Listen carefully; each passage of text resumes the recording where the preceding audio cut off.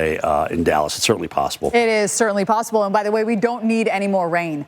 It has been so super soggy here. And now we're going to pour another month and a half worth of rain on already saturated ground. Shreveport, we are over 7.5 inches above average on rainfall. Dallas, nearly 2, while San Antonio, basically San Antonio westbound is where it's dry. We're 2 inches below average on rainfall. So that's where we need the rain, but unfortunately it's going to be all to the east. That's where we have these flash flood watches, because we averaged 3 to 4 inches for the entire month of June, and we could get that in just a matter of hours or days here. Over the past 7 days, it's been very, very wet for us.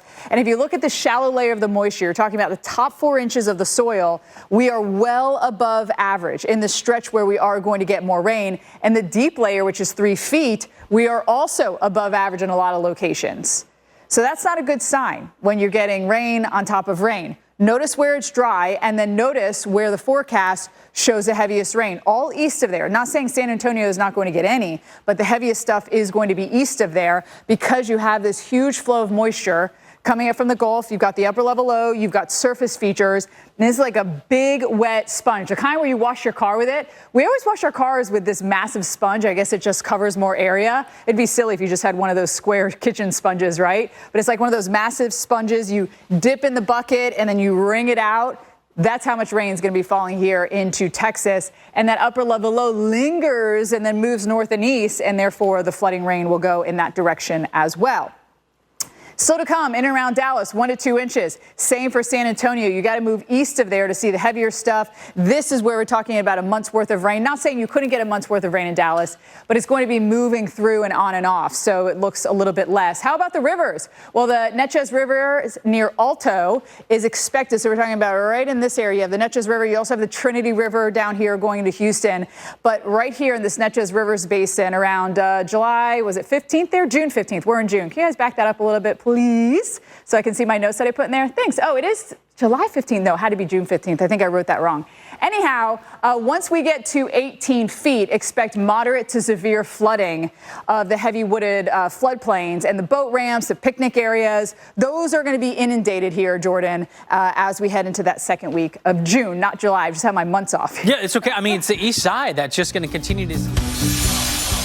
All right, welcome back into America's Morning Headquarters on this Wednesday. It's a hump day. We've got a busy Wednesday. Yes, we do. All things considered, you can see it's pretty much busy down into Texas already. It's already kicking off, and as you can see, down towards Corpus Christi, we're really getting a lot of rain. Of course, Mother Nature's alarm clock ringing very loudly this morning in the form of the raindrops and the thunder and lightning. Right, flood warnings, ground delays, especially in Dallas, Houston, San Antonio, Austin. You could follow that. So you know what? Let's get an update from Jordan. Let's do it. You guys ever have a movie night and you put the popcorn in the microwave? I don't know about you, but I would be adding to the food that they're throwing off the boat for these claws here. Catch the series premiere of Claw Hunters on Sunday, this Father's Day, 8 p.m. Eastern, 7 Central. Join us Fridays. We're talking live to one of the boat captains on America's Morning Headquarters. Jordan, I used to have no type of seasickness at all. Now, when a plane takes off, the window's not up, I get nauseous. I go on roller coasters, still get nauseous, but I still do it because I love them. What about driving? Boats. What about driving on a windy road? Not yet, but I know it's a thing.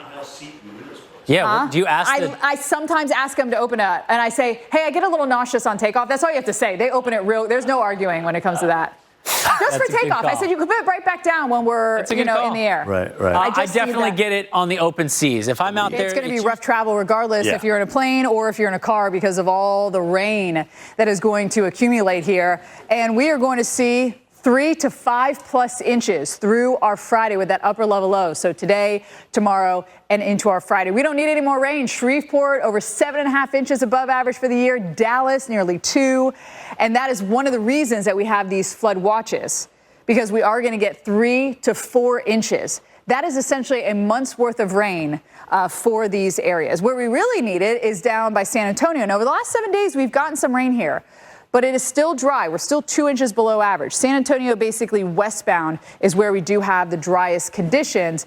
But if you look anywhere from Louisiana back towards New Mexico in the northern half of Texas here, it shows that the top 4 inches of the soil here are well above average. And if you look at the top 3 feet, we are also above average. So now you throw water on top of that, it's got nowhere to go. It's got nowhere to go, so we could see some flooding. There's your drought that I was mentioning, but notice the heaviest rain is going to fall essentially east of that area. So think of like I-35, and it's going to be falling east of there. And this is still going to be problematic through the day because some of you will get locally heavier rain. All of this moisture being pumped off the Gulf, you have the upper level energy, it's just squeezing. I keep thinking that the one thing that keeps coming to mind is when you wash your car and you're one of those massive sponges that are like that thick and that big, and you pull it out of the bucket and it's just drenched, it's so heavy with water. That's what the atmosphere is going to look like, which is going to lead to flooding into the center of the state. Through Friday morning, everything kind of shifts east as that low slowly meanders eastbound, so will that flood threat. So Dallas, we average around 4 inches or so, I want to say, for the month of June. We could get half that. That's significant. San Antonio, look how it's basically east of there seeing the heaviest rain for us. And that is where we will see it. I-20 northbound here as we look at I-30 for us. That's where we'll see that 5+ inches of rain. That means that these rivers are going to swell. So the Neches River near Alto is expected to get to 18 feet on June 15th. And you have the Neches, and you also have the Trinity River here. This is where they are now, and then there they are coming up here. And so, Jordan, that means floodplains, boat ramps, picnic areas, they could be inundated. So if you have plans, I know you're a big boater, when that whole ramp is inundated with water, can you still back your boat into it, or do they not let you do that, even if it's flooded? Well, the ramp can be adjustable. It just depends, right?